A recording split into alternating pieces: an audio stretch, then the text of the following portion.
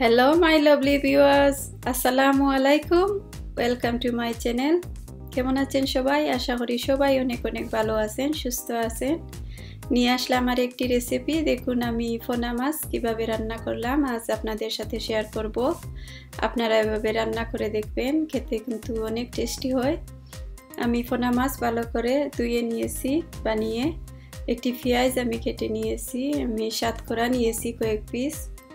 এখানে মিক্স মশলা নিয়েছি আমি, মরিচ, হলদি, ধনিয়া। আমি খানের টমেটো নিয়েছি, আপনারা চাইলে ফ্রেশ টমেটো দিতে পারবেন। এর মধ্যে একটি প্যানের মধ্যে আমি তেল দিয়ে দিচ্ছি হাফ কাপ, দিয়ে আমি রসুন দিয়ে দিচ্ছি, দিয়ে ভালো করে ফ্রাই করে নেব।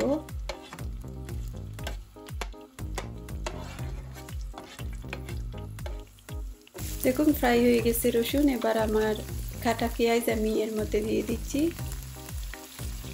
লবণ দিচ্ছি, আপনারা দিবেন স্বাদ অনুযায়ী, দিয়ে ভালো করে নেড়ে নিচ্ছি।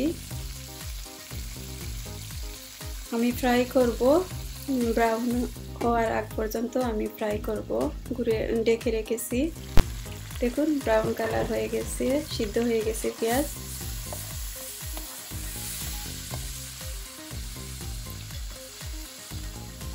এখন আমি ম্যাশ করে নিচ্ছি এভাবে। আপনারা চাইলে ব্লেন্ডার দিয়ে ব্লেন্ড করে পেঁয়াজ দিতে পারবেন। আমি এভাবে ম্যাশ করে নিচ্ছি পেঁয়াজ। এবার আমার মিক্স মশলা আমি এর মধ্যে দিয়ে দিচ্ছি, দিয়ে ভালো করে আমি ফ্রাই করে নেব। আর প্লিজ আমার চ্যানেলটা ভালো লাগলে আপনারা সবাই লাইক, কমেন্ট, শেয়ার, সাবস্ক্রাইব করবেন, আমার সাথে থাকবেন সব সময়। যেভাবে আমাকে সাপোর্ট করে যাচ্ছেন, প্লিজ আমাকে এইভাবে আপনারা সবাই সাপোর্ট করবেন। আমিও আপনাদের সাথে সব সময় থাকবো ইনশাল্লাহ। আচ্ছা, আমার টমেটো দিয়ে দিচ্ছি। দেখুন 5 মিনিট বাদ আমি পানি অ্যাড করে দিচ্ছি এর মধ্যে।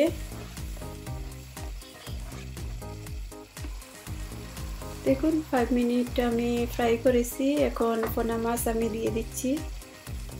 এই মাছ কিন্তু খুব তাড়াতাড়ি সিদ্ধ হয়ে যায়। আপনারা 10 মিনিটের ভিতর এই মাছ রান্না করে খেতে পারবেন, খুবই টেস্টি হয়। আপনারা রান্না করে দেখবেন এভাবে।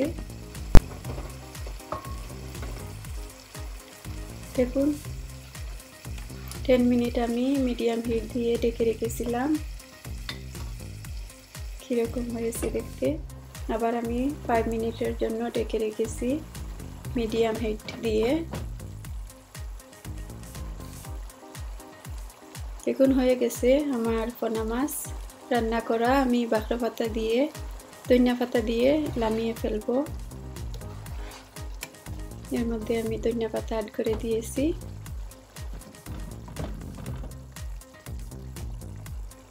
দেখুন হয়ে গেছে। আর বেশি লম্বা করলাম না, প্লিজ আমার সাথে থাকবেন। Thank you so much for watching. আল্লাহ হাফেজ এন্ড আসসালামু আলাইকুম।